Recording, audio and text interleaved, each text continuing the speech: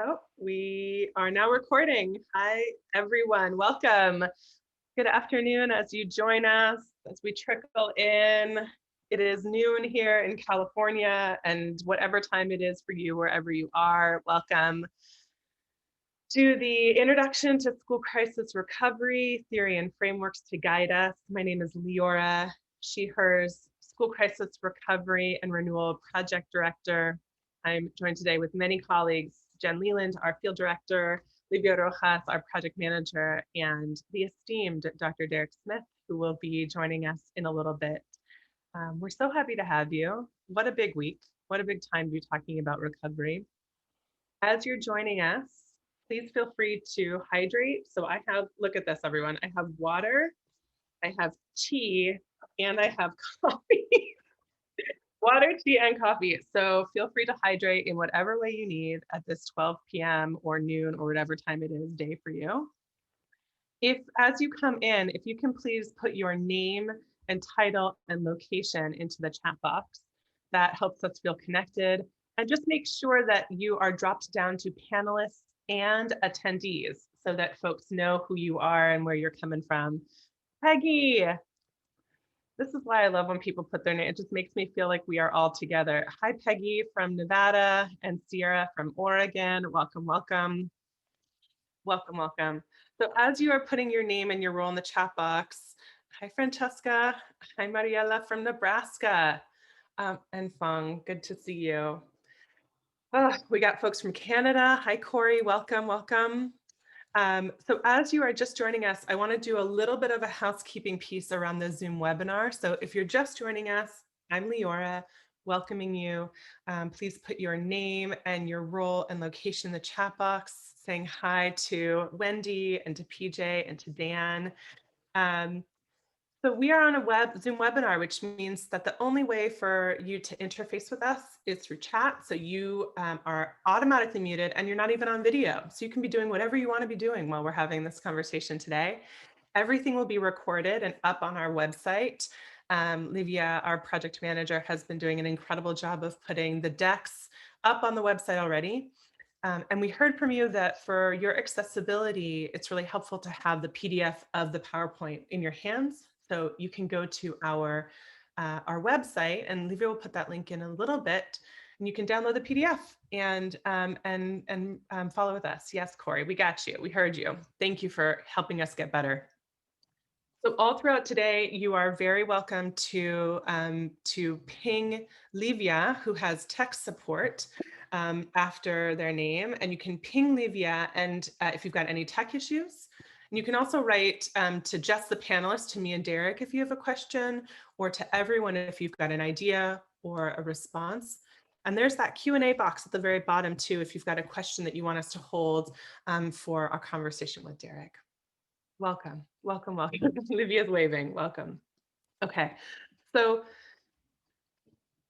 hi, I'm gonna go back this way. If you are just joining us again, my name is Leora. I'm the School Crisis Recovery and Renewal Project Director here at SCRR. We're also saying SCRR for short. I don't know, for me, it sounds a little scary, but also maybe a little feisty, which sometimes School Crisis Recovery and Renewal is. And welcome, Becky from Illinois. Welcome, welcome. We're really grateful for you to all be here, especially on this day, November 5th. We are about to start our module 2. So the month of November is about recovery, school crisis recovery, that second R in our name. This week, we'll be talking a little bit about the theory and the frameworks and some definitions and some context, some shared language for us to get grounded and oriented to what are we talking about when we're using the term recovery in the context of school crisis. Next week, Jen Leland and our colleague and team member Oriana Iles are going to be leading us through the ecosystem of school recovery. So how does all this talk apply to the context that we work and we move through? And then the week after that, many of you joined us for our Module 1 coaching clinics, but the week after that, we get off Zoom webinar and we get into Zoom meeting, and you all can learn with and from one another and from coaches and kind of practice and get some problem solving and thought partnership. So all that said, welcome. you're just joining us, please feel free to put your name and your role and your location in the chat box. We've got folks from, it looked from Canada and Nebraska and Nevada and Illinois and California, all over. So, and PJ, New Jersey, can't forget New Jersey. So welcome to have you. And Las Vegas. Hi, Kristen, it's so good to see you. So we, of course, as many of you know, and many of you are familiar with, as SAMHSA grantees yourself, we want to say thank you to SAMHSA for funding this work, and also know that all the opinions and content expressed in this session is ours and ours only. So just wanted to offer the disclaimer at the beginning. And say hello again. So this is the picture of me. This is the real life of me. That was a really good hair day about 10 years ago. So I need to get that updated. So again, my name is Leora. I'm the School Crisis Recovery and Renewal Project Director. And in a little bit, I'll be joined by Dr. Darrick Smith, who's the co-director of the Transformative School Leadership Program and an associate professor of leadership studies at University of San Francisco, a mentor of mine and ours, and a former principal, co-director, school champion in all the ways that schools really can be for liberation through all of us and for all of us. So Darrick will be joining us after I do all this, to actually do a what does this look like in the real life for many of you who are on the ground. And we'll also be able to answer questions and comments as we move through. So just wanting to say, this is who we are today. And this is, and we're gonna get started. Okay. So you're going to hear me take big breaths. It's not out of an exasperated exhale. It's just out of a way to regulate my nervous system. I don't know how many of you out there have been a part of the up at 3 a.m., 3:30 a.m. club this week. There are many of us. We maybe should have done this webinar at that time, because there would have been a lot of folks who could have joined us. I'm going to invite us, before we get started, to just do a little bit of a grounding and a settling in. No one can see you. It's just you, wherever you are. We can't see you. Maybe someone around you can see you. I'm going to invite you to, and I'm going to scooch back for this, and I'm going to invite you to put both feet, if accessible, both feet on the ground, or just to move hip back and forth. Move feet front to forward, just to feel where your toes, where your heels, going to feel the ground below us. Just to take a moment, a little bit of a quiet moment in between all the Zooms and all the Twitter updates and the refreshes and the work, to just take a moment. You can either put your hands, I like to put my hands down on my thighs. Some people like to put their hands on top of their thighs, to just take a moment and just notice, where are your feet? And where's the ground? Where are your shoulders? Where's your heartbeat? And who's holding you down in the good way? Who is your ground in this moment?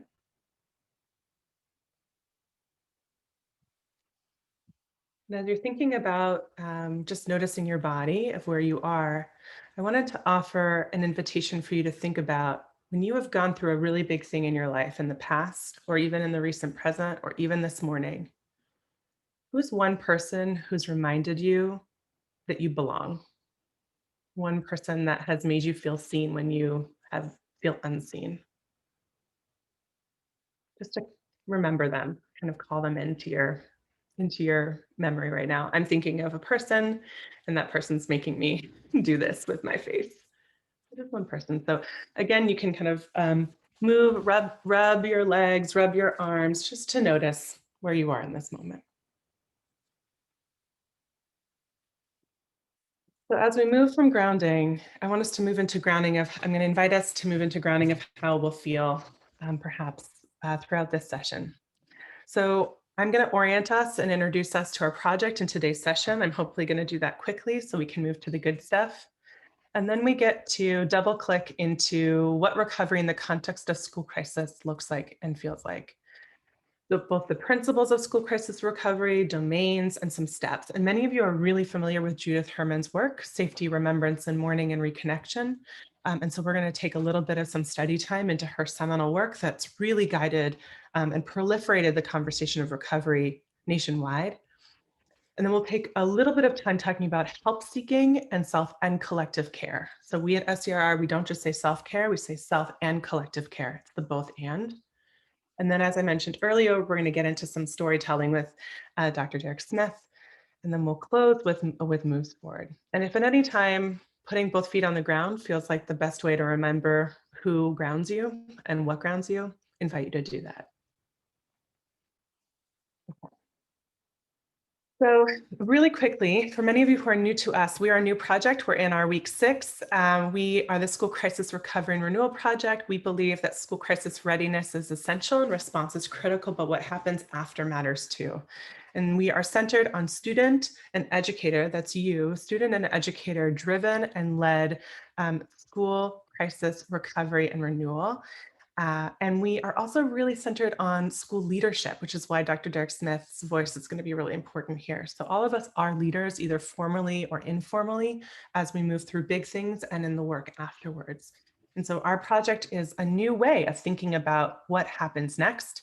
And we're in partnership with the Center for Applied Research Solutions, my home base, Trauma Transformed, and we also partner with the National Center for School Crisis and Bereavement, and we are through the National Center for Child Traumatic Stress Network. And Wendy, I will tell you that book in a second because we're going to talk about it. We're going to talk about it as we move forward. Okay. So I'm not going to get into this so much. You'll have this in your download, but I just want you to know that we are both wanting to provide the context of the life after a big thing happening, and we define crisis in the way that you experience crisis. So it can be a financial crisis, a racial violence crisis, a COVID crisis, a school shooting crisis, a student death crisis, suicidal ideation crises, and sexual assault crises. Those are all examples. It could be all, it could be one, it could be some. It's whatever feels like your and your collective, collective nervous system felt overwhelmed and crossed a threshold of harm for not just you, but a collection of people in a school community. So we use this guiding document, and Darrick was a contributor to this guiding document, which is the school mental health crisis leadership lessons. So Livia will put that link in the chat box and you can download it. And I also really want to welcome you to, there's not only the guide, but also a reflection worksheet. And we really welcome you to download that reflection worksheet so that you can work through your own leadership inquiry, your own leadership reflection, particularly in the recovery section. Which is just a one-page, a couple questions to help you navigate your own leadership through big and overwhelming times and the moving and the work after. Okay. So just very quickly, I'm going to offer you to just take what you need and know that we'll get you all the materials that you need. And if we haven't, let us know and we'll make sure to get them to you.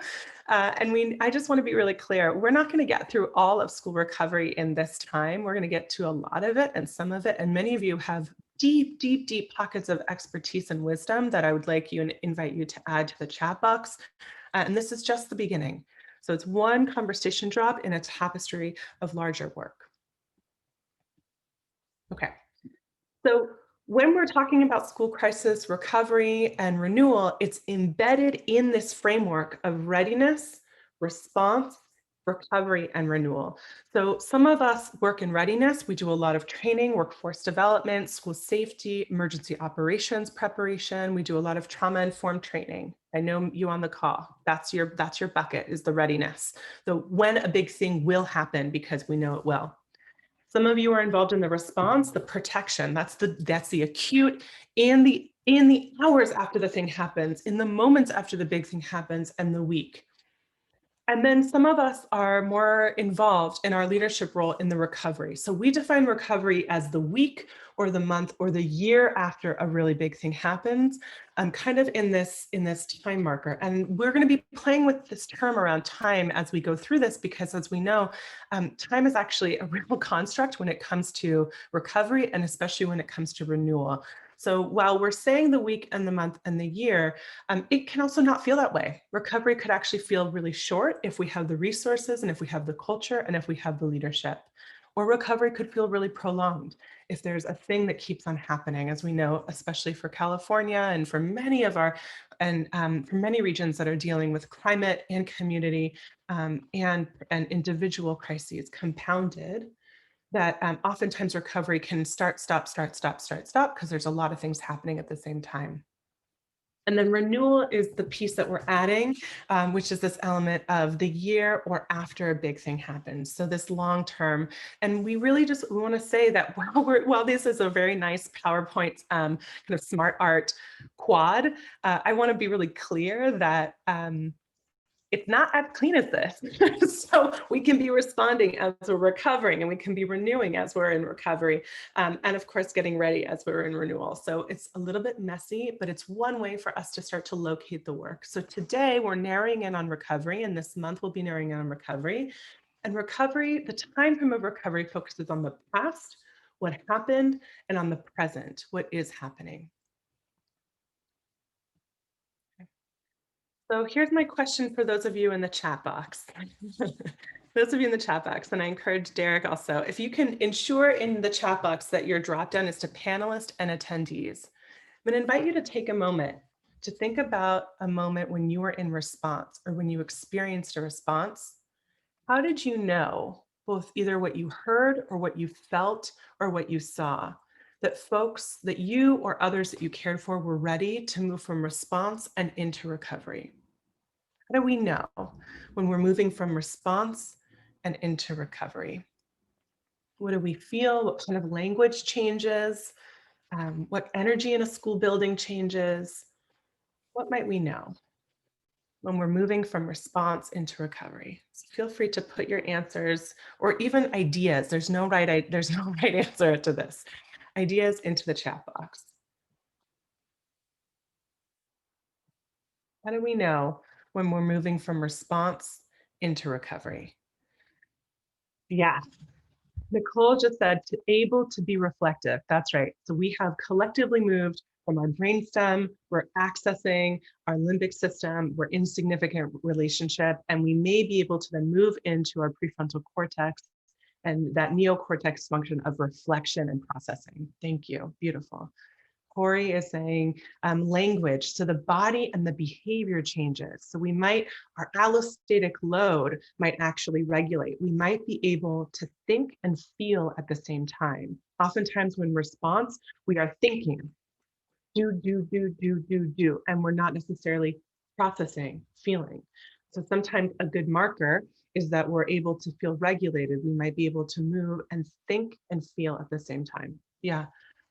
So we're also able, so we're saying our nervous systems aren't at the highest alerts, and we're not spending all of our time responding to urgent tasks. Yeah. So my colleague often says we're moving from a whack-a-mole mindset, whack-a-mole mindset, which is not very nonviolent language, and someone should probably give me another analogy to use, but instead are able to have a little breath and be more thoughtful, intentional, and deliberate. So exactly. So you're saying reflective space, moving from a sense of urgency to intentional planning, feeling more clarity and calm. Beautiful. Thank you. So the other question in this question, is if we are in recovery, for what, with whom, and towards what are we recovering? So oftentimes in this mode of school crisis, we are more supported to think about what we're recovering from versus what we're recovering towards. So as we are able to be more intentional, that's what I'd like us to think about today. What are we recovering from and then towards? Yeah. So, and Oriana is noting in the chat box, it's beautiful, that we know we're moving from response into recovery when there's more room to take in experiences other than your own. It moves from survival of me to the thrival of we. Beautiful.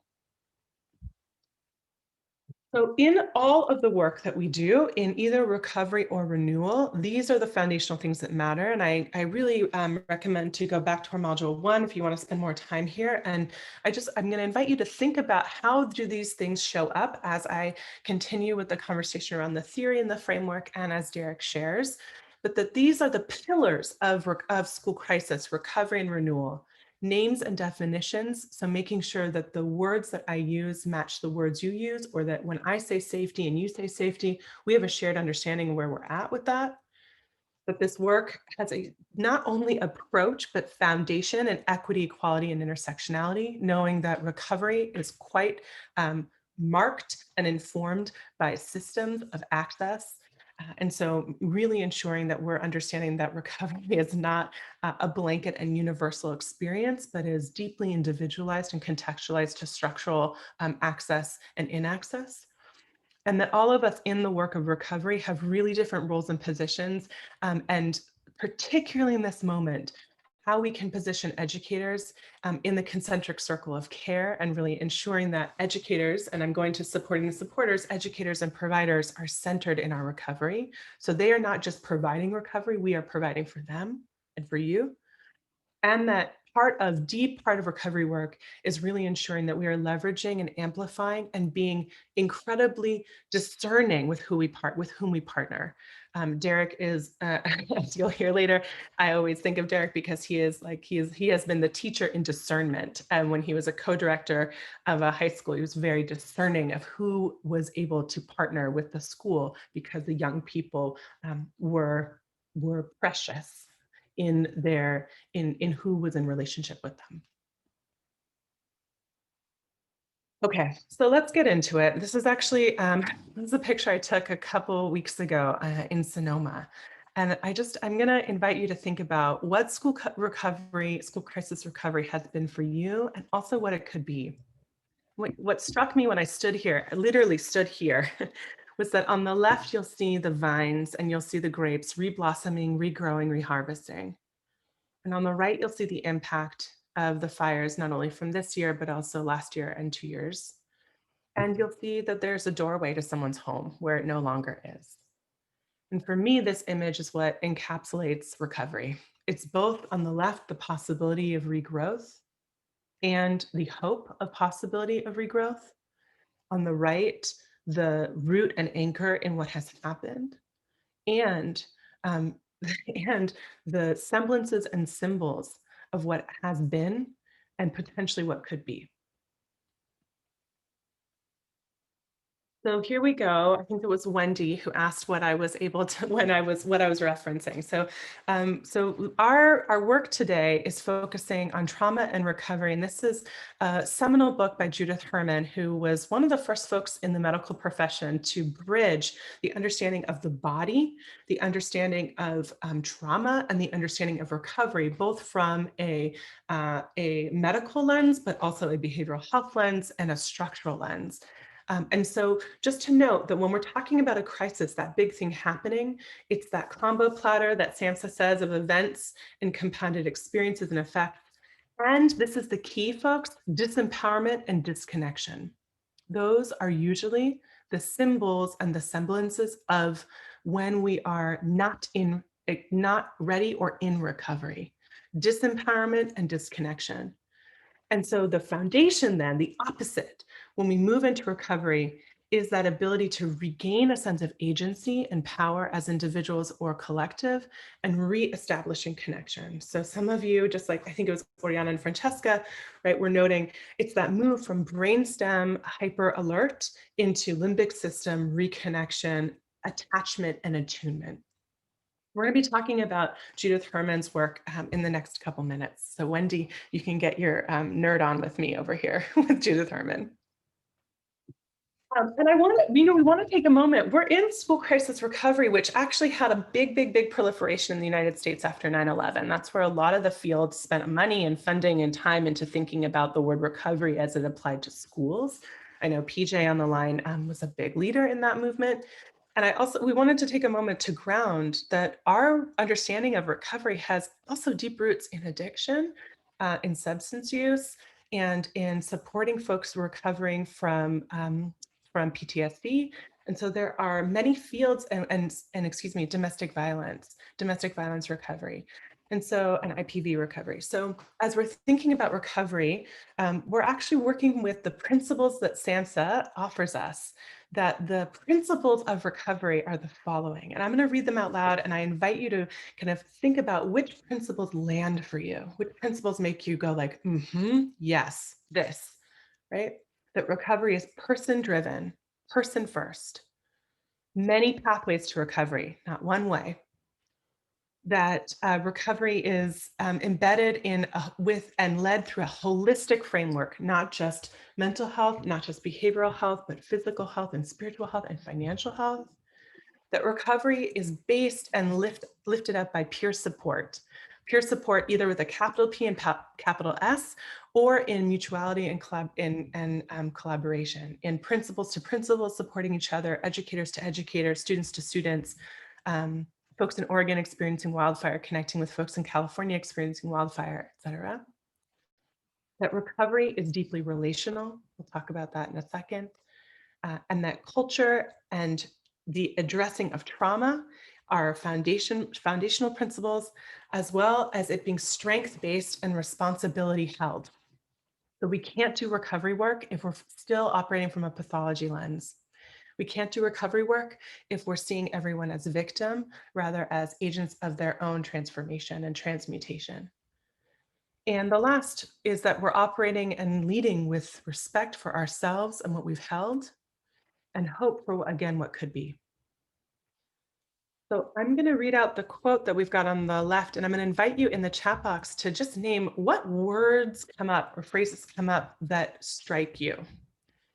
Recovery is a process of change through which people improve their health and wellness, live self-directed lives, and strive to reach their potential.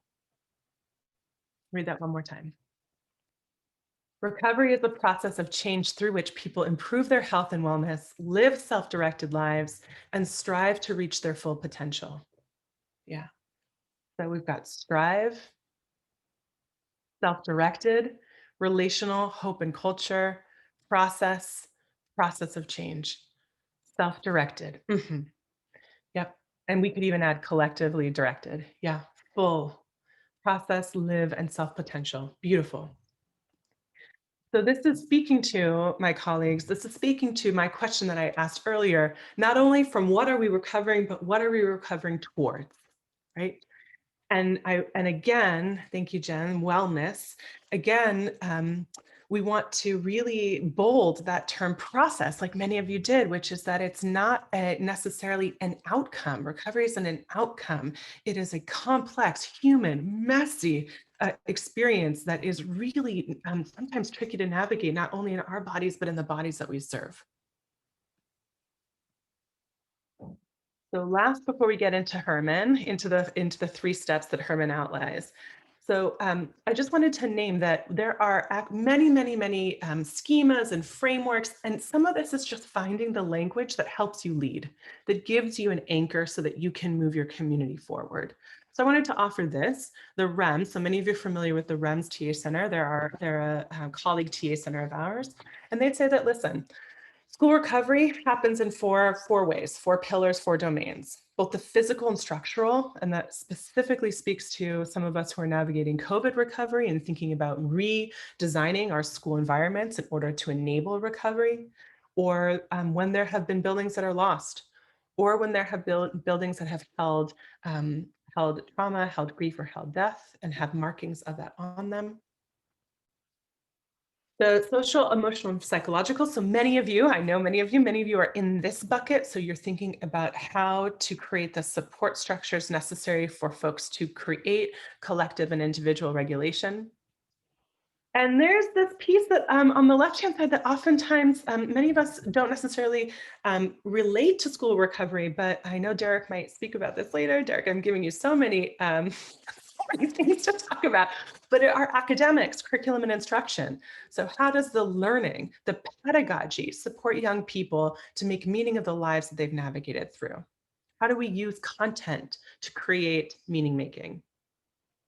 And then the last is business. So that's your good old emergency ops, business and operations, your fiscal domains of a school system, school community, and all 4 can both experience crisis and drive recovery. And so most of today we'll be talking about that down on the right-hand side, that social, emotional, and psychological domain. And as we move into next week into the ecosystems of school crisis recovery, we'll be able to talk a little bit more about all 4. Okay. So let's get into Herman. Let's get into it. So this is how Judith Herman, the author of Trauma and Recovery, this is what she starts off with. She says, recovery can take place only within the context of relationship. So again, I'm going to go back to your own wisdom. When I asked you, how did you know you're moving from response to recovery? Many of you said, when I'm moving from that alert system into connection system, right? So if we think about the neurobiology, when we're moving out of the context of flight, freeze, or fawn, and moving into a system that feels regulatory and in significant relationship, it cannot occur in isolation. These include the basic capacities for trust, autonomy, initiative, competence, identity, and intimacy. And sometimes we don't necessarily relate intimacy with school communities. And I want to say, particularly for many of you who are on with us, that one of the conversations that we're going to continue at SCRR is not only how to be in relationship in school communities through crisis, but how to be in boundaried, healthy, and loving relationship. And sometimes for those of us in crisis, there can be a lot of codependence that gets fostered. There can be a lot of attachment that sometimes needs to be rethought after we're out of an acute moment. And sometimes the recovery phase actually asks us to do way more inquiry into how we're being in relation with each other through the recovery stage and beyond. So relationships. I don't know if that resonates with anyone. We're going to think about relationships and in the future, healthy boundaried relationships, because do we as educators need to do that kind of conversation work? Okay. So I'm going to invite us to move into Judith Herman's setup. So what Judith Herman says is there are 3 stages to recovery in the context of trauma. Step 1, establish safety and stabilization. So we know that first and foremost, recovery cannot happen if safety and stabilization isn't present. And I want to be really clear that for many of us, because of structural designs of oppression and disenfranchisement, that is actually a pretty nice ask that everyone feels safe, and may not actually, it might be harder to locate if there's consistent and continual historic and structural violence that we are practicing. So I don't want to be Pollyannish in saying that everyone has to feel safe. And also, safety is the foundation. So we can't get into anything else if safety and stabilization isn't present. I invite you in the chat box also to offer your questions and your responses as we're moving through this. Step 2 is that reconstruction of the story. So what happened?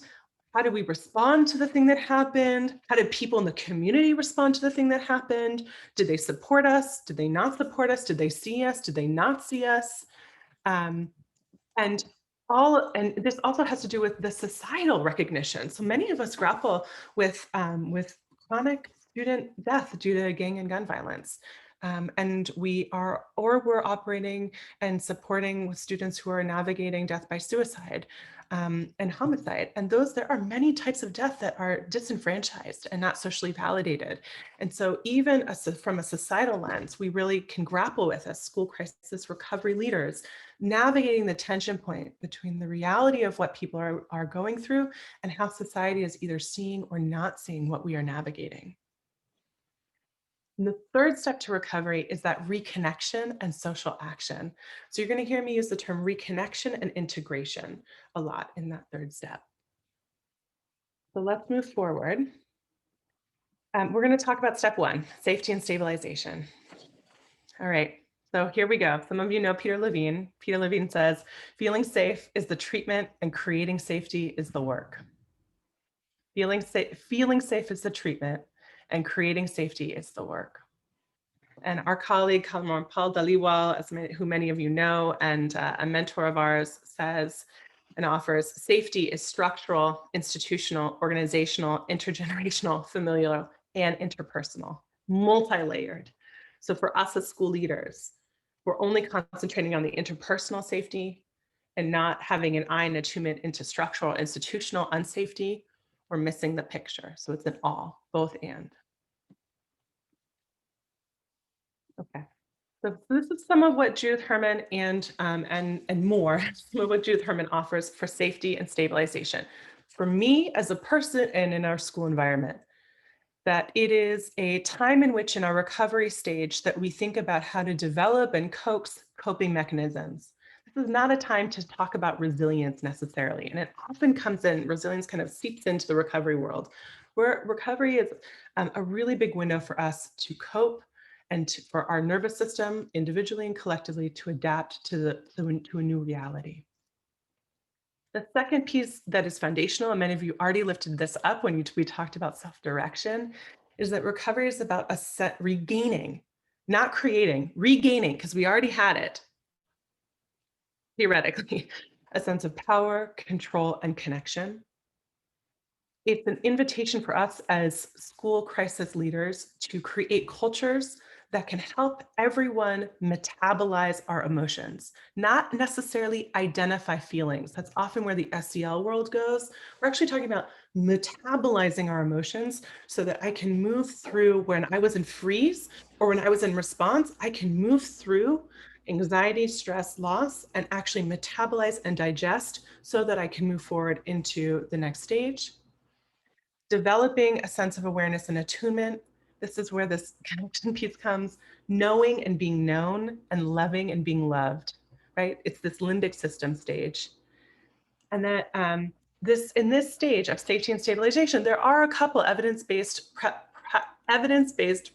practices and promising practices. How many times can you say EBP, PPs fast enough in this stage? Seeking safety, which many of you know, motivational interviewing, mindfulness, and CMTF CBT. So much of that has to do, and I'd be really curious if you, in the chat box, if you have familiarity with any of these evidence-based practices. And we at SCRR will be providing learning engagements to get more attuned with these evidence-based practices as you move forward.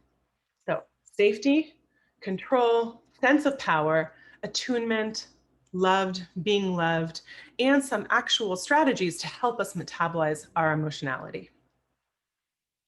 Step one. Okay, so we'll be able to get into conversation about some of these leadership moves, but I want to just offer you that in the stage of safety is when our leadership is most called into courageous action. And that courageous action asks us to be planful and attentive. So one of you said earlier, I knew I was moving from response into recovery when I was being intentional. So planful and attentive, not only to your needs, but those around you, and even those who we cannot see and cannot speak up for many different reasons. The second piece is really difficult for most of us because we may not have a lexicon of grief sensitivity. And I know as in my teaching credential program and in my graduate school of education, we never, not once talked about grief. Never, not once. Even though my students died, were going to die. I had colleagues who died. We were dealing with death. There was loss around us. And we didn't get the training to even understand how to do it.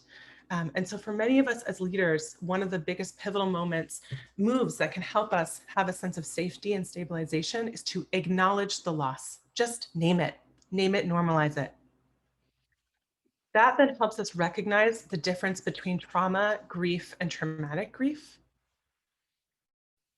And part of our leadership work is how to ensure culturally responsive recovery supports. So what works for me, Leora, may or will not work for everyone in my school. And so how do I, as a school leader, understand the way in which my school community understands and experiences loss both individually and collectively?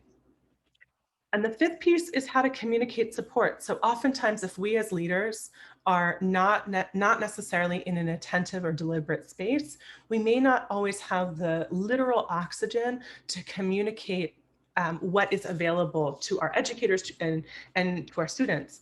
And so part of that leadership move of providing safety is acknowledging and figuring out all the ways to let folks know of what's available to them and with them and for them. Okay. So the last piece before we move into step two is this idea of coping. So, you know, I want to be really clear. This is a big piece that sometimes we talk about and we move over it because we've been so hyper-focused socially on resilience, but coping is a really fundamental adaptive stage to big, overwhelming things.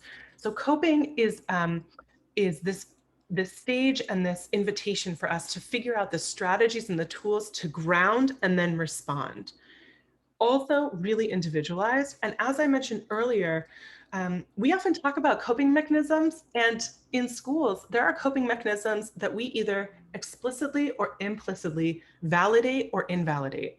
We got a lot of young people who are coping, and the way that they might be coping is not a choice that we would make. And there's an invalidation that happens there, even when they are navigating their lived realities. So the piece that I am actually going to invite Darrick to speak about in a little bit is this piece on the right-hand side. And so this is Folkman and Lazarus. Many of you might be familiar with them. They're the kind of the pillars of coping, the coping research. And they say this: that coping is when an individual believes they have the resources to respond effectively to challenges of a stressor or change. So part of our school crisis recovery work is creating a culture where our teachers and educators and partners and all the different adults in the system and young people, the students we serve, believe that they have the resources to respond. Believe that they have the resources to respond, either within themselves or with each other interdependently. That belief is fundamental. Okay. So we're going to get into step 2, step 3, and then and we'll have a little bit of pause moment to do some Herman digesting. All right, so here's step 2. Step 2 is remembering and mourning. Oftentimes it's called traumatic memory processing. Step 2, remembering and mourning. So first we got safety. We were developing safety and stabilizing. After that, then we move into remembrance and mourning. And I want to be, I really want to highlight that Herman, what she offers us is, we cannot ask people to mourn without creating a sense of safety to do that. And that would be a question to you all, especially if you come back to our coaching communities in 2 weeks, is what does that look like to create safety for all the different ways that people need to mourn and be remembered and remember? So what Herman says is that, grief, of course, can only happen in safety with stabilization. And that mourning, as we all know, especially in this time period of COVID, is not just of a person or a student or a member, but also can be of a known reality, of an identity, or of an experience. And there are many different evidence-based practices that help us get to this remembrance and mourning or help us move through it. Some of you are really familiar with EMDR, eye movement desensitization and reprocessing. If you are in the chat box, please let yourself be known. EMDR has been found to be one of the most effective somatic processing evidence-based practices for helping us move through grief that is stored in the body. As Bessel van der Kolk says, that the body is keeping the score. And so what you'll notice is that many of the evidence-based practices are somatic, are in the body. So we moved from, we are in connection to then going back into ourselves to understanding how our bodies are holding things and why and for whom. I'm going to offer this. You're going to hear a lot of quotes from me today because I think particularly for recovery, it's what helps us feel a little bit more grounded. So Willow places the Trauma Recovery Center, and they say that while trauma recovery doesn't promise complete freedom from intrusive thoughts or feelings of the past, it does guarantee that anyone can reclaim a life filled with love, contentment, security, and liberation. So what I want to offer you with that quote is that it can often seem that I am asking or inviting you to get into step 2 on remembrance and mourning, to remember and mourn, and then we're done. It's over. It's in the past. We can then move on to the next step. And so I want to be really clear that when we're talking about school crisis recovery, we're not saying that the big thing that happened and all the layers that is embedded in that big thing happening go away when there's recovery. They stay with us. They just don't dominate us, right? They don't suffocate us, but they might live with us.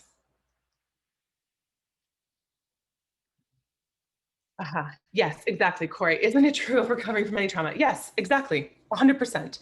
And sometimes I always wonder about how we can learn from the substance use world, who really lift up this narrative of being able to say, I'm in recovery. And how many of us in the school world, because maybe of our discomfort with either being associated with a crisis or associated with trauma or associated with grief, that we may not want to say, like, yes, we're a school community in recovery. We might always be. And what does that mean for us? So of course, some of you are familiar with these images, but this is this is my empathy to all of us, that it can be a misnomer again to say step 2, and that we really want to make sure that we are acknowledging that this is messy work, right? There are no stages of grief. Ross never meant for there to be stages of grief. There were ways in which our body worked through anticipatory loss. And that for many of us as school leaders, we want to just get through stage 2 so that we can get on with our lives.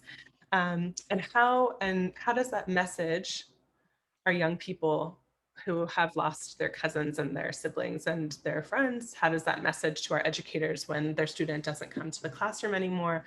What is that message if we're just languaging get on and get through? So the question is not how do we move from and away, but how do we move with? So we're moving in now to step 3. This is all Judith Herman's work around trauma and recovery from her years of study. And what she says that after we've gotten safety and we've experienced stabilization and that we've moved through remembrance and mourning, that then we can get into reconnection and integration. Reconnection and integration. So reconnection integration is about the possible. Reinventing the self and the establishment of hope and envisioning possibility. So it's that kind of green vineyard on the left in my picture of Sonoma County. And you might hear kind of the following inside voice head. I am more than the things that have happened to me, and more reflection that you all brought up at the beginning. Why did this happen? Or why am I here? And what does this mean for me? And we can even change that into us. What does this mean for us? This is a stage or a step where we see a lot of social action and community justice. So this is usually when our school community members take action, either in anger and an injustice of a big thing that happened that should never have happened, or as, again, a mechanism to reclaim a sense of agency and control. So for all of us, when we think about school crisis recovery, centering students and centering educators is validating when we see folks rise up and when we see folks rise together. That is a step of trauma recovery, inherently and essentially. And in this step is also where we talk about evidence-based practices around psychological first aid and building a coherent narrative. Okay. I just want to take a moment and invite you. Let me see if I am here. Yes, exactly. So we just talked about the 3 steps. And I'm going to offer you in the chat box to put which step do you need to do more work with in terms of ways in which you can get more skilled or more comfortable or more grounded with in order to support those you support. So safety and stabilization, remembrance and mourning, and reconnection and integration. Which step for you is landing as like, ooh, I need to do more work with that so that I can support those that I support? Feel free to put that in the chat box. I know for me, I'll just speak for me. I need to do a lot more work in many, many different ways around what safety and stabilization looks like, not just for me, but from a deeply anti-racist and racially just lens. So that's the work that I'm always continuing to have to do, is to check my biases around how do I construct safety based on what my body and my experience has felt like, and how does that then inform what I see or don't see or validate or don't validate. So that's my share. Yeah. Okay. So some of you are saying step 1 is where I am, but I want to do more work in all. Yes. Yes. Nice. Nice. So as you're putting in your thoughts, I'm going to read that recovery is not defined by a complete absence of thoughts or feelings about the traumatic experience, but being able to live with it in a way that isn't in control of your life. Right? Yeah. Okay. So let's see a couple more. Which step do you need to do more work with? Which step do you need to do more work with? And for those of you who are not in the space to be reflective, because you might be in a more crisis response space, totally get it. So if reflection is not a space for you in this moment, no need. We'll welcome it lately. We'll welcome it later. Yes, so step one, safety. Okay, Darrick, we're cueing you to share a little bit about what safety, how have you led with divergent and diverse experiences of safety? Okay. All right. So all that to say, before we move into our last piece and then to Darrick, is that beautiful, beautiful. Thank you for putting safety in the chat box. Yeah, a lot of resonance there. Many of you are familiar with the term postvention as it relates to suicide. And I want to acknowledge that we are in a moment now where this term postvention is being broadened, expanded beyond suicide and into multiple ways in which our schools experience harm and loss. And postvention has traditionally kind of stayed in this afterthought. We're doing prevention and intervention, and postvention gets a little bit of attention. And we're moving into a place where socially, it's become more validated. So we are working at SCRR to create and amplify the leadership skills that go into postvention. So again, I just wanted to affirm that many of you are here because you do suicide prevention, intervention, and postvention, and that postvention is a key and necessary part of school recovery culture. Okay, so we're going to take a little bit of a not detour, and then we're going to come to Darrick.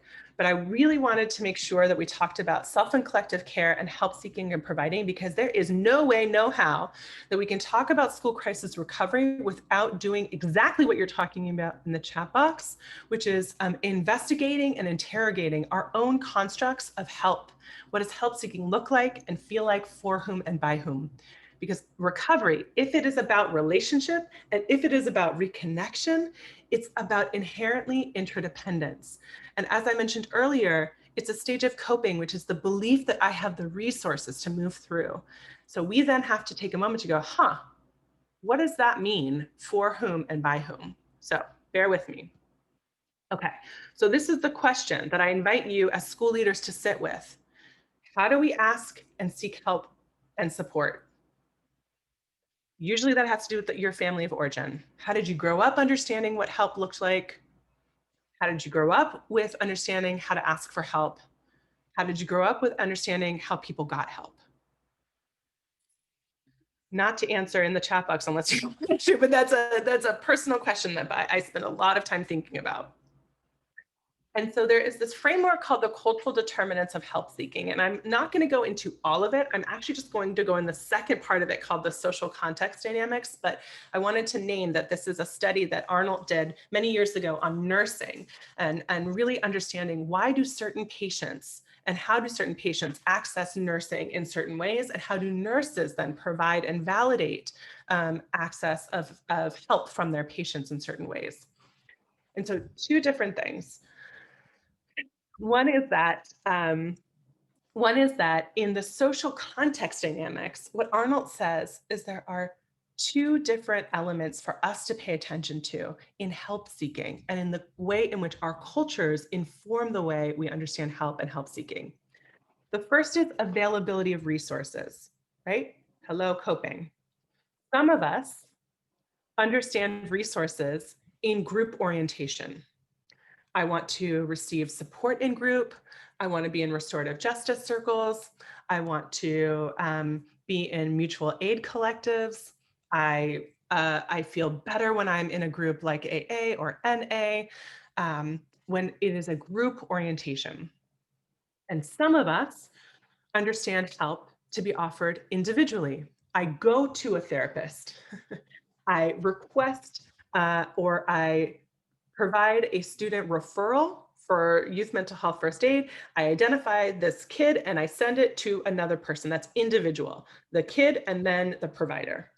So some of us are group and some of us are individual. And many of us who float through multiple cultures navigate both and group and individual. And the second part for us to think about in the context of school crisis recovery is exchange rules.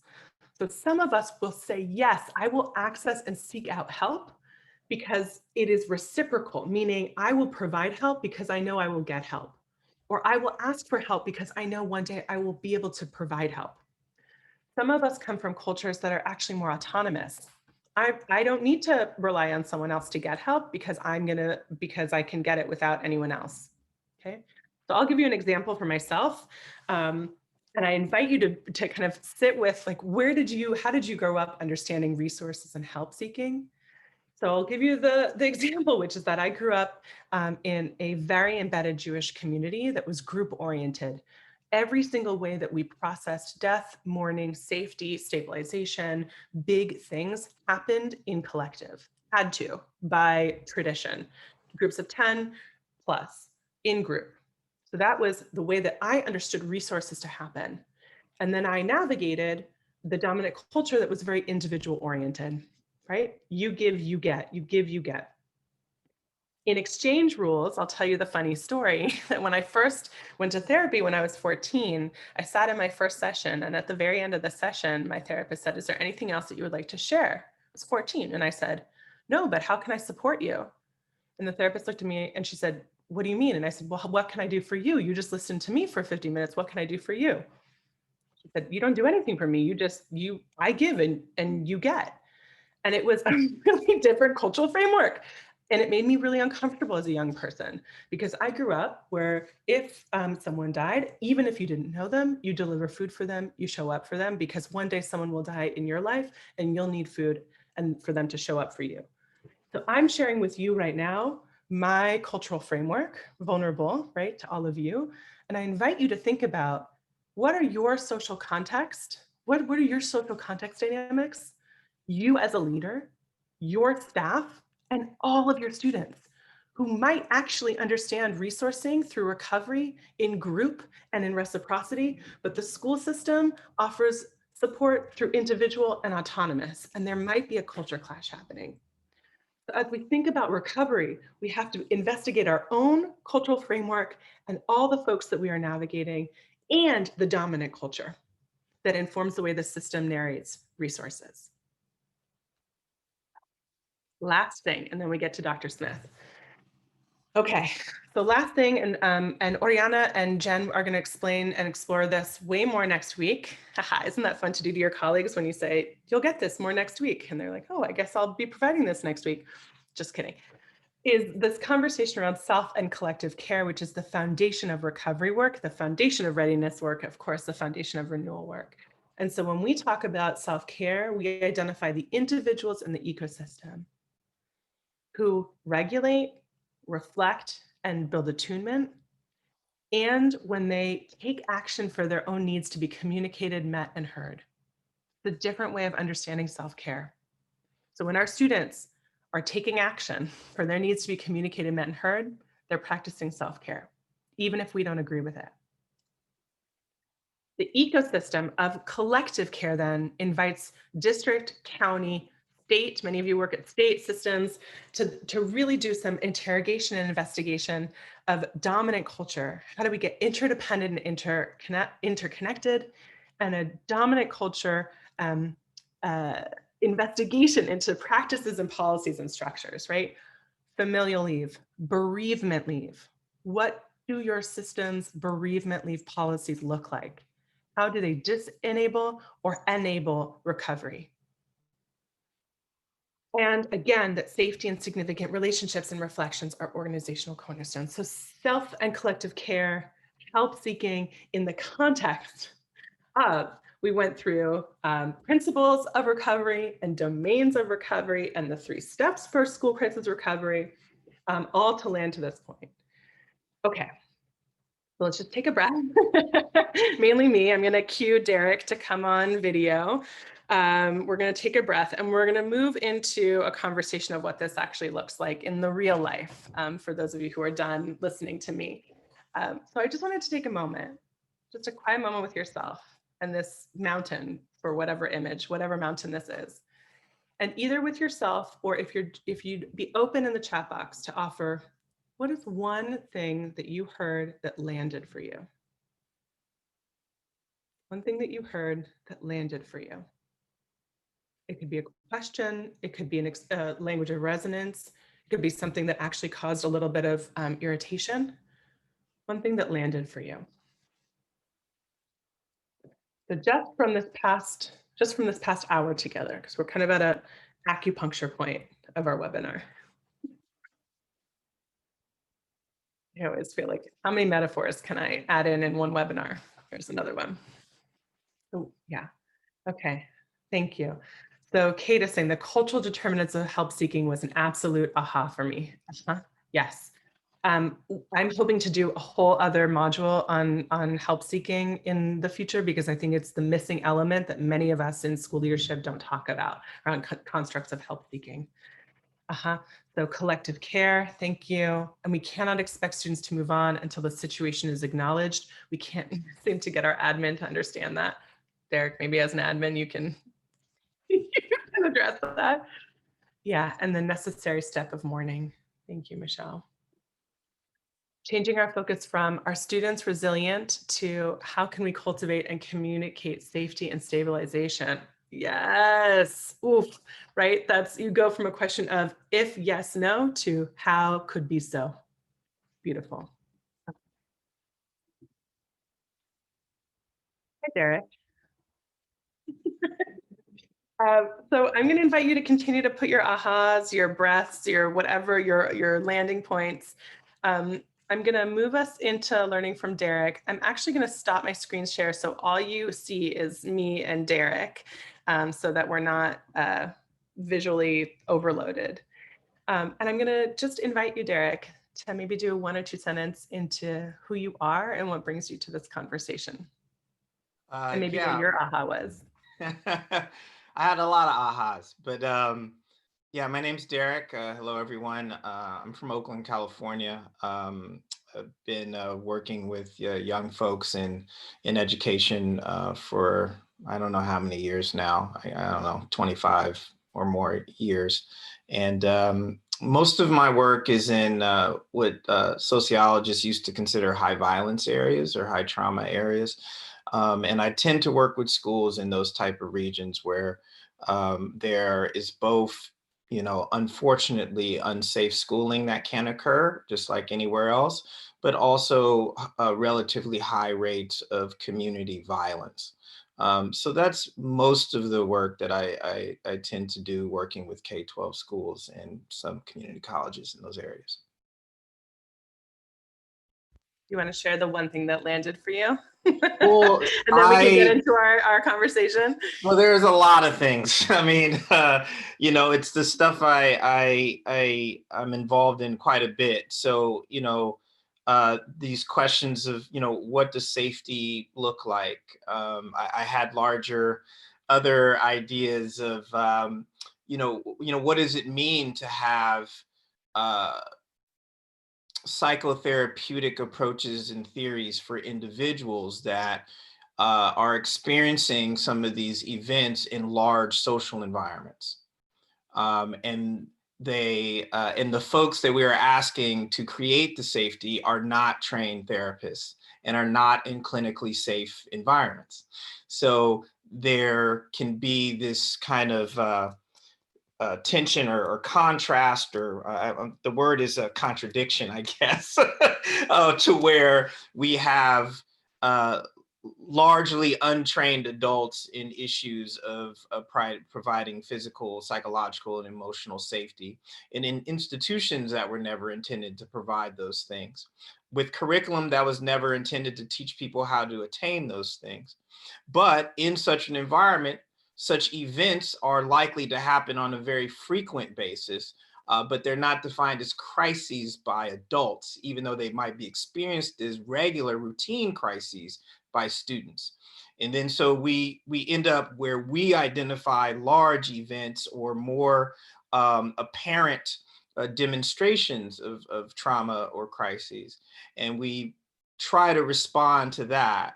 And I think there also becomes kind of this very important struggle of how do we demonstrate ourselves as responsive, where students and families might have experienced our site and our staff as non-responsive for much of their history. Yeah, a word. Yeah. And I just want to say to our everyone on with us, we've got questions for Darrick, and we'll be in conversation. But if you have questions too, please put them in the chat box. Darrick, I'm thinking about the slide on coping and this question around how do you create the belief in those you serve and who we work with that they have the resources to navigate their lived experience. And curious as when you were a co-director or principal, what did that look like in the culture cultivation on the ground? Yeah, I mean, that's a great question. I think one, the information that folks receive, like the work that is done here, um, is really important because it justifies the decisions that are both programmatic, structural, and operational for schooling.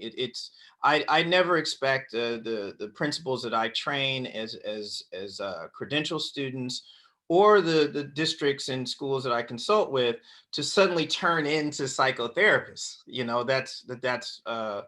That's very difficult to do, and we usually don't have the time to do it. But I do expect them to be able to internalize many of the ideas that are being presented here as very important understandings and justification for decisions being made.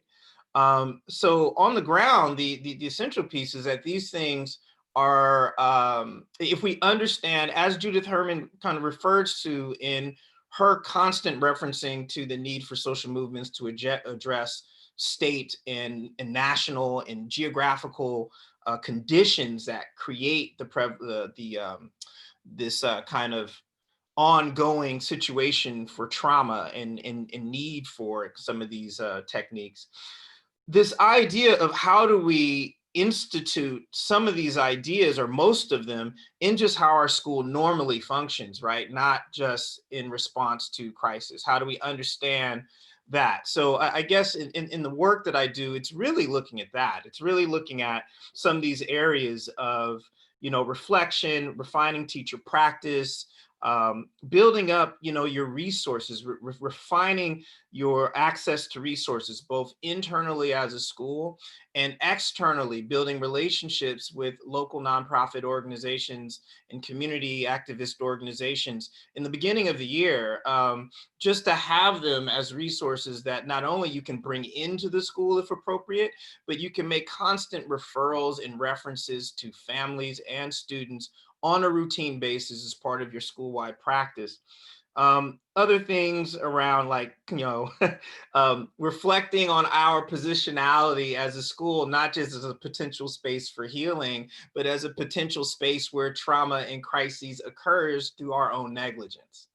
And I think that's also really important because there is a lot of things that happen outside of school, but a lot of students experience victimization at school. I mean, for over a decade and a half, the National School Crime and Safety Indicators Report has demonstrated that your average adolescent is more likely to experience victimization on a school campus than off a school campus. But a lot of our dialogue around helping students through crises is usually thinking about crises that may be occurring in their personal life as unrelated to school. So making sure our staff is refined in building the relationships, building the trust through having very clear boundaries on behavior, having very observant teachers that are trained to be observant, yet not repressive, and controlling movement, like hyper control, but be very observant, be very aware in the common spaces in which they serve. That type of work, doing the professional development, what does it look like to be an observant, aware teacher? What boundaries do we want on behavior, and what type of explanations do we have for setting those boundaries that are not just based in authority and control, but safety that all students and families can understand? So that's the type of work that I do. And if you can establish a good counseling center or have good people on staff that are assigned to be your social workers, your counselors, your therapists, being able to integrate them into staff and faculty kind of awareness and referral processes, and have that not be a dumping ground for students that are getting in trouble, but an actual referral process for students that are experiencing some really tough things, and being able to discern that. I think those are the different steps that I like to work with districts in school sites on. So we've got folks from across the country on right now, and I was reminding myself of all the different roles. So we've got folks at the state level who are psychotherapists, who are educators, who are counselors, and we also had a lot of folks name that stage of safety and stabilization as one where folks wanted to do more inquiry. And I'm curious if you might give maybe like a story or an example of how you as a school leader helped your staff and your students grapple with competing definitions of safety, or like a moment where that came up. Yeah, well, I think so. The first thing is, when I think of the high school in which I was co-principal, uh, so a couple things. One, I wasn't from that city. I was from I'm from Oakland, and I was in San Francisco, and they're right across the bridge. But, when you grow up there, it's a very different environment. So I don't know what the heck they do in San Francisco sometimes, even though I'm from right across the bridge. So one of the things that's important is that you're able to reach out to folks that are more grounded in what's happening in the community. Say if there's, for example, with us, there was a murder of one of the alumni, recent, and a lot of folks, staff, students, a lot of people knew this young man. I didn't. I was new to the school. I didn't know. Um, but what we wanted to do was establish a balance. We wanted to create space and opportunity for staff and faculty to not just debrief what they were feeling, but also begin designing actual activities. So it's not ad hoc, come in and how are you feeling, talk about what happened, particularly at the secondary level. The reason why you don't always want to just say, hey, you have an open space to talk in third period is because when it comes to issues of murder or community violence, you have people that are very tied to what happened, people who are further removed. You can have latent effects, positive and negative, but mostly negative latent effects, to where somebody could be angry, they start naming names of who is involved, and you get higher tensions, and you can get more problems in your school from allowing too much free talk. So giving staff time and faculty time to think about how they want to approach having those spaces for dialogue in their classrooms, in advisory, very, very important. Also, what I was trying to say is build collaborations with local organizations so that you can have insight into exactly what is happening, what happened in the community, how would they recommend you deal with it? Because again, I'm only from one city away, but San Francisco had tensions and issues that Oakland didn't have, and had, of course, people that Oakland didn't have, were different cities. So me not even being from there, I had to be tapped into folks that were and knew what was happening so I could help make the right decisions. I think once we're providing space for faculty to debrief and design the type of activities, then we want to have temporal moments where those activities are going to occur. So we want to have a timeline of how many days in a row are we going to provide this particular type of space, say in advisory, and then after that, do we move folks into being referred to a more kind of substantial counseling approach? So that's when we can bring in some of our collaborative agencies, maybe on very scheduled, right? Because now we know that we're going to do this for a week, then we're going to move into this stage for this week. All of this giving students time to talk it through, feel it through, with each other, but also individually.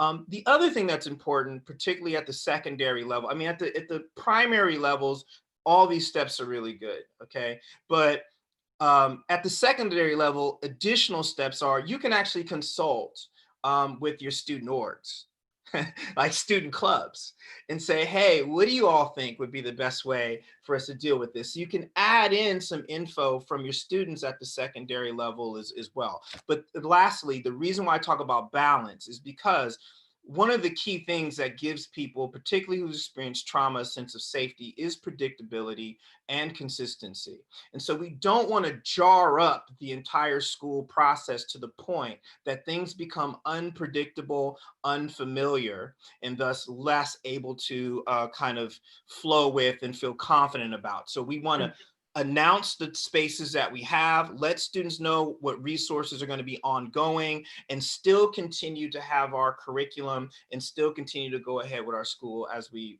might normally. And reintegrate. Yeah. Okay. So I heard uh, I heard recovery from your stance being about belonging, becoming, but then also the beyond. Like, how do we metabolize as a community, but with structure and steadiness, and and as you said, predictability, so that if I am feeling like everything's out of control, I can have one thing to anchor into to feel like I'm located.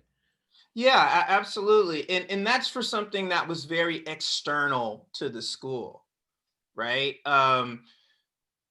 Meaning the incident was external, okay? Yeah. But a lot of things that can occur that students experience as a crisis can be connected to the school in terms of current attending fellow students, currently employed faculty and staff, right? We can have things, excuse me, that are bubbling on site. And for that, we definitely want to be reflective about our role in kind of allowing it or perpetuating it. And how do we then refine what we're doing? And then how do we then message about our refinement process to our school community, students, and families, so that they know that we acknowledge not only the on-campus issue, but acknowledge where we might have fallen short Mm. and how we are refining our practices moving forward to kind of maintain a safer environment. I think that piece, and I don't know in the chat box if y'all are with me on this, but I think you coming back and doing a session on that refinement, because I feel and know that the art of apology in the context of school crisis recovery is also essential. It's both, it's this idea of being able to own the ouch of what happened, what has been happening, and also maybe what happened during the response, That's the right. messiness of the That's right. work. Yeah. No, that I mean, that's right. I mean, we have a lot of incidents that folks don't talk about, right? Like if we have, I worked with a school that had a faculty member that had been sexually involved with minors at the high school for many years. And when it finally came out, it was a big to do. And of course, it was a very serious issue. But it wasn't, the issue itself wasn't incorporated into kind of like the new regime's discourse about where the school was at. And it's an Mm. incredibly important point, because if that's the case, one, if you were told as a staff it didn't make it up high enough or nothing was done. So your trust as a student community, and excuse me, as students and the outside community is mud. That's it. No one cares about you personally. You are a representative of that school as a community institution. So if that school has allowed this to go on for that long, that's the reputation that school has. So there's automatically a lack of trust. And then secondly, what are the processes to acknowledge that the school has not been good at that one thing in the past, and Mm. be very clear about the practices, the training, the boundaries that are being established to make us better. When you just try and move on from things like that without really acknowledging it and being clear about the flaws within the school structure, you're not going to be able to build the relationships that you like. That's right. And I think that, and for those of us on the line, the connections around that, around ownership, apology, even if it's not something you have done, but it is something that you represent, is inherent to safety and is inherent to folks feeling like they can trust you to access the resources that you are saying you're providing, right? So all of this has to do with recovery. And part of what you, Darrick, and I hope that you continue to foster with our project is the conversation of school climate and culture being essential part, not just essential part of, but the bedrock of crisis recovery and renewal. Right. So I want to offer just one, we have to move into a close, but is there like one sentence or a couple words that you want to offer folks as they think about their courageous school crisis recovery leadership? Yes, that okay, yeah, one thing. um uh Crisis can be defined by the individual. So that's a comma. So uh there are often times when you as the adult are the last to know about a crisis. So colon. So as we think about these things, we want to think about how our schools are designed and intentional about keeping students as safe as possible every day, as opposed to reactive to crises. Mhm. Thank you. Okay, big breath. I hope in the chat box, if you might put one learning, one nugget that came out of this conversation, this short but impassioned and very punctuated conversation, Darrick. There's lots of lots of punctuation. If you might want to put in the chat box one learning, and I'm gonna, Darrick, yeah, mute, and I'm gonna move us back into our closing, especially as we think about next steps in integration. So I just want to remind you that you have the recovery reflection questions in the reflection worksheet as and in the deck as inquiry questions for your leadership moving forward. And these are great questions that are brought up in our coaching clinics at the end of the month. So if your brain is in the like marination mode, and then you want to go into a more introspection mode, you've got that resource at your fingertips. Yes, thank you, Wendy. Designing activities for staff, Darrick. That was a golden nugget from our exchange. And then, of course, we want to invite you, on our website, and Livia will put the web link in the chat box right now, but on our website, for this whole month talking about recovery, this week, next week, and the coaching clinic, we created a really simple Word doc for you, a 3-2-1, same things that we would do with our students, 3 ideas, 2 wonderings, and 1 aha that you can sit with through this next week, and then bring it back with you next week, and then bring it back with you to the coaching clinic so that you can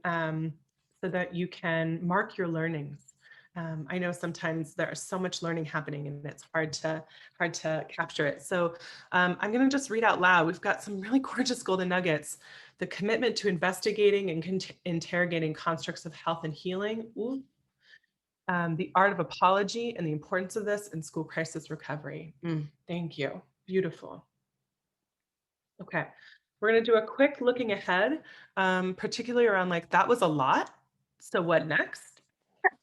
So here's the deal. Our colleagues on our team, Oriana Edis and Darren Green, I don't know if Darren's on with us, but they are both co-leading what we are calling a Winter Educator Recovery Institute, but actually we'll probably have a more spicy, lovely name coming up. It's just a placeholder. And the idea is a 3-hour institute for you as educators to get more skilled workshopping with a couple strategies that really can support your recovery so that you can support others through and after a crisis. So we wanted to ask you for some feedback around the type of this institute. So the idea right now is that there would be everyone coming together and then 3 electives: storytelling, art-based therapy, and restorative justice circles. And then folks would come back together and resource each other. So I'm going to ask your permission, if you wouldn't mind, to answer this poll question that we've got going for you, because we want to make sure that you are, that we hear from you. So question 1, when would you want to join us for a half day, a 3-hour thing on a Tuesday, on a Wednesday, on a Thursday? And when would you be most inclined to come? In the morning, 9 to 12, or afternoon, 1 to 4? And when would you be most inclined in terms of season, like last 2 weeks of December or first 2 weeks of January? So we want to host this at a time when many of you might be either transitioning back into in-person schooling or hybrid, or you want to get some time after winter break, which many of us know is a big time for a lot of stuff to come up in the communities that we serve. Okay. I'm going to give it a couple more seconds for you to complete. Let's see, a couple more seconds. Feel free, and we'll end our poll. Okay. So this is really, I'm going to share the results. This is good data for us. I think, Olivia, you can see those polls. So we are going to ask that again next week, and then we'll come back to you with a responsive event so that you can learn, so that you can provide. Okay, great. That was one. I'm going to move that to the side. And then I just wanted to mention two other things before we close. The first, as I mentioned earlier, that next week is our next week's session is on ecosystems of school recovery. So it's much more in depth on a school campus, in a school system, in a school district, in a school county. What does recovery look like with examples? So join us next week, and the week after that is our coaching clinic. So you get to actually be in the talking with each other and resourcing each other. I really want to invite you. PJ Wanger's on with us today. PJ and I are part of the lead team for next week's Grief Sensitivity Virtual Learning Institute. It is a completely free 2-day chock full of incredible speakers on grief sensitivity. And there's a school mental health track, a clinical track, and a general track. Registration closes this Tuesday, 5 p.m. Pacific time. So please, please, please, please, please. PJ is saying hello and also goodbye. So please join us next week. You can come for one session or 2 sessions or all the sessions.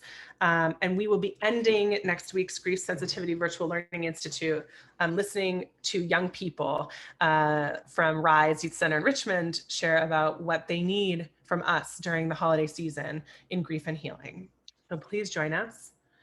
And of course, you'll get this. This is uploaded on our website. Livia already has the learning opportunities, and like every single session, Livia Rojas is on it, and you will get a follow-up email with this deck and the Word document and the link to the Grief Sensitivity Virtual Learning Institute and so much more. How fast am I talking? Because we are closing. I'm actually just going to go here, which is that, of course, you can always contact us if you have technical assistance, if you're working in a school community and you would like not just a webinar, but an actual human helping and holding you through what you're holding, please contact us. All the resources at the end, there are so many resources on school crisis recovery that I've mapped out for you. So please check those out. There's a lot of good work happening, people. So access and resource each other. And then Livia's going to put the feedback form in the chat box. I know many of you have to transition. It'll also be in the follow-up email. We really, really, really encourage you to give us feedback so we can continue to get better. Some of you noted in the chat earlier that you had asked for the PDF, and we're giving you the PDF of the deck. So we do read them and we listen, and we are just launching. So we want to do right for you and with you. On that note, we are going to close. I want to say, I'm just going to go back here. I just want to say a huge gratitude to Dr. Darrick Smith, a huge gratitude to Livia Rojas for being just the backbone upon which this project is able to flourish, and our colleagues at Trauma Transformed and our team. My name is Leora, and welcome to School Crisis Recovery Month. We look forward to having you back next week. Please feel free to put anything in the chat box as you exit, a learning or a thought or an idea. And we are wishing you wellness and safety. We're wishing you lots of hydration and knowing that you are seen and you are loved and you belong, and we've got you in the belonging and the beyond. Have a wonderful afternoon or evening. And please let us know a one word as you exit, and we'll close when we watch all the numbers go down. Thank you, Darrick. Thank you, Francesca. Gratitude, Peggy. Thank you to all of you in Nevada.